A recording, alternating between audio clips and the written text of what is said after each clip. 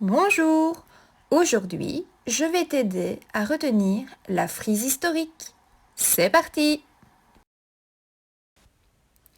La frise historique peut être scindée en deux grandes parties. Tout d'abord, la préhistoire et ensuite l'histoire. La préhistoire, comme son nom l'indique, est avant l'histoire. C'est une très longue période qui débute avec la naissance de l'humanité, il y a environ 3 millions d'années, et qui se termine avec l'apparition de l'écriture en Mésopotamie, vers 3500 ans avant Jésus-Christ. Attention, l'écriture n'apparaît pas partout en même temps. L'histoire, elle regroupe 4 grandes périodes. Tout d'abord, l'Antiquité, qui débute donc vers 3500 avant Jésus-Christ. C'est le temps des grandes civilisations, les Égyptiens, les Grecs, les Celtes, les Romains. Et elle se termine en 476 avec la chute de l'Empire romain d'Occident. Ensuite, c'est le Moyen Âge, qui débute donc en 476. C'est le temps le plus sombre de l'histoire, avec les châteaux forts, les chevaliers. Il se termine en 1492 avec la découverte de l'Amérique par Christophe Colomb.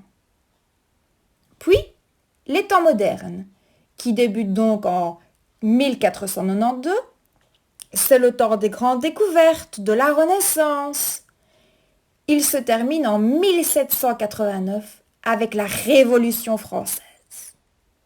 Et enfin, l'époque contemporaine, qui débute donc en 1789, c'est le temps de la Révolution industrielle, des guerres mondiales, de la conquête de l'espace. Cette période n'est toujours pas terminée. Récapitulons. Rappelle-toi, la frise historique peut être scindée en deux grandes parties. Tout d'abord, la préhistoire et ensuite l'histoire.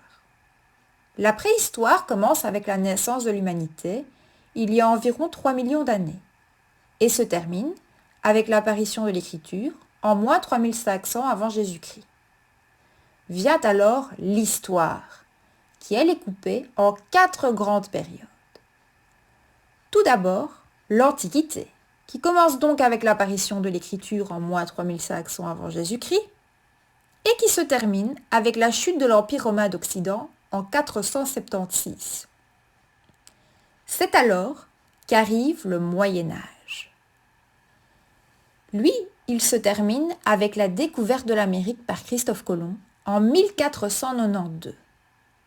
Viennent alors les temps modernes, qui eux se terminent avec la Révolution française en 1789, pour laisser place à l'époque contemporaine qui dure encore aujourd'hui.